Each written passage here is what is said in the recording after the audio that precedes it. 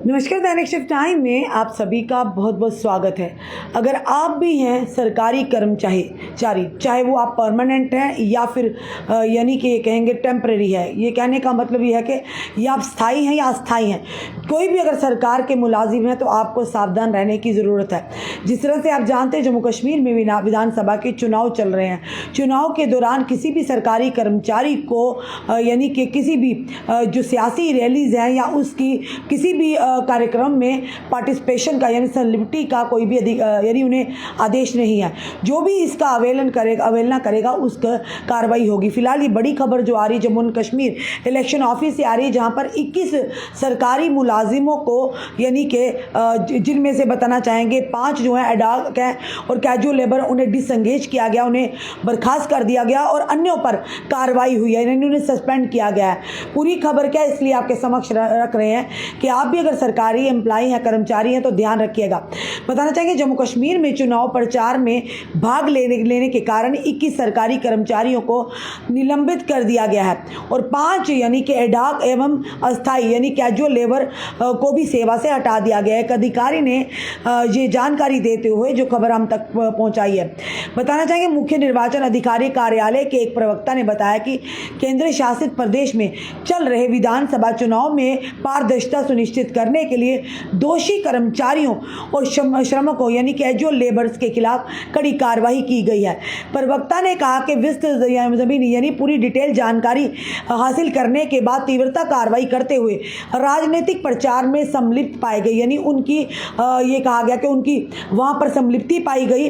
वहीं पर अगर बात करें तो उसके चलते 21 कर्मचारियों को सस्पेंड कर दिया, जबकि अस्थायी मजदूर यानी कैजुअल लेबर्स और अन्य सहित 5 तथाकथित कर्मचारी यानी अडाक कर्मचारियों जिनके खिलाफ राजनीतिक प्रचार में संलिप्ति के आरोप साबित हुए थे उनको हटा दिया गया है। अधिकारी ने बताया कि 20 कर्मचारियों को उनके पदस्थान यानी जो उनके पोस्टेड ऑफिस थे वहां से उन्हें हटाकर अन्य कार्यालयों में अटैच कर दिया गया है, ताकि ये सुनिश्चित किया जा सके कि वे ऐसे कोई भी व्यवहार ना करें जिससे किसी विशेष पार्टी या उम्मीदवार के पक्ष में प्रचार करने या उनका समर्थन करने में उनकी संलिप्ति का संदेह पैदा हो, यानी उनकी वहां पर शमूलियत का शामिल होने का संदेह पैदा हो।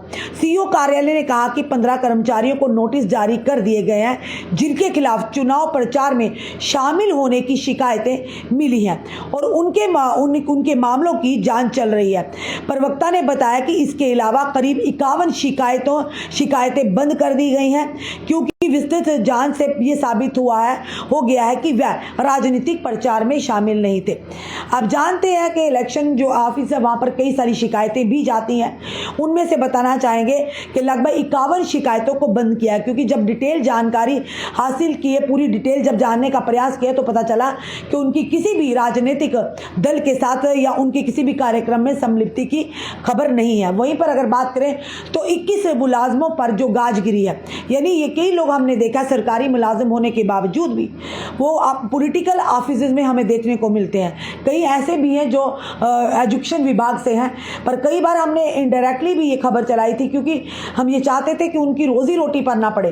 पर वहीं पर हमने देखा कि लगातार ऐसे लोग जो कि ये सोचते हैं कि हम किसी राजनीतिक पार्टी के साथ जुड़े हैं तो हमें हर किसी भी आदेश का वायलेशन करने का अधिकार मिल जाता है। तो ऐसा बिल्कुल भी नहीं है। जो भी इन आदेशों का वायलेशन करेगा, चाहे वो किसी भी पार्टी से हो, किसी भी रसूखदार का रिश्तेदार हो, किसी भी सियासी दल के साथ जुड़ा सियासी नेता के साथ उसका रिश्तेदारी हो, कानून सबके लिए बराबर है और कानून का डंडा जो है सब पर पड़ता है। इसी तरह से बताना चाहेंगे कि 21 कर्मचारियों पर गाजगिरी है, जिनमें से कैजुअल लेबर और कुछ जो एडहॉक एम्प्लॉइज हैं जिन्हें डिसएंगेज कर दिया, यानी उन्हें नौकरी से ही बर्खास्त कर दिया गया।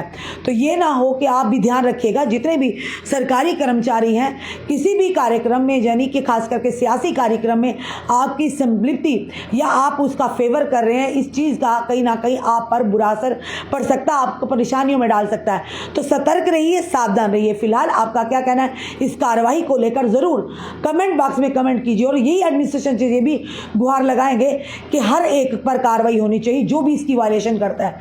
ये नहीं कोई रसूखदार तो आप उसे बख्श दें।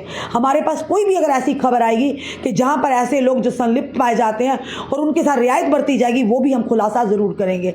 फिलहाल जुड़े रहिए ऐसे हमारे साथ अगले अपडेट के लिए। जय हिंद, जय भारत।